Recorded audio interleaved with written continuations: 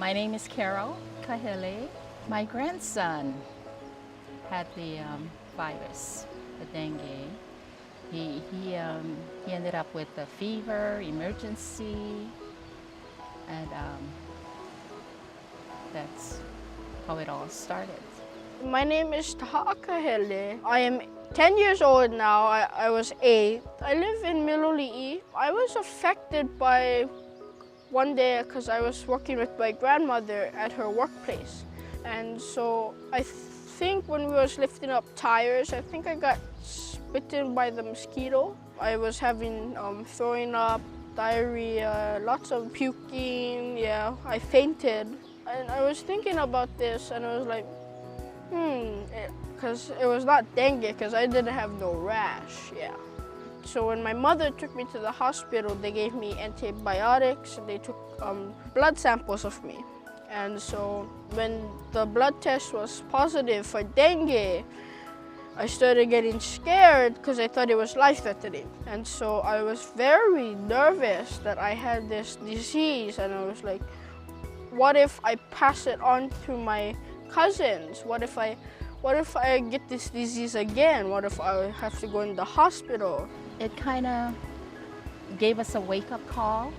After I got better, the county, the DOH came down. We got the Department of Health and Civil Defense and entomology and county worker in the village started helping us out.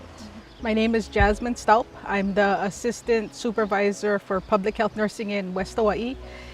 And we do public health nursing, which is, it could be anything from, seeing sick babies to dengue outreach. I found that they tried to own some of this. They realized that the county and the state government agencies couldn't do it alone. And they took ownership. A lot of them, formed their own groups. They did their own cleanups. They did their own education. When I first brought in the Department of Health, we needed consent to go onto the property and check if people were sick. And just let them know that we were there if they had any questions.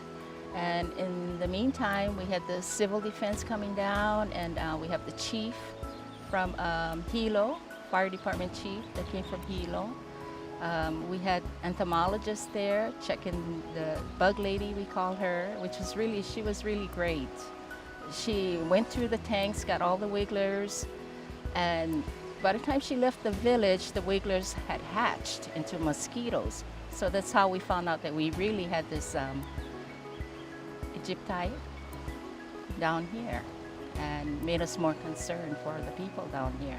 Then Civil Defense came down, then more DOH guys came down, then the county came down to spray, and then I was going to help them out. I collected a little bit of the larvae from the tank.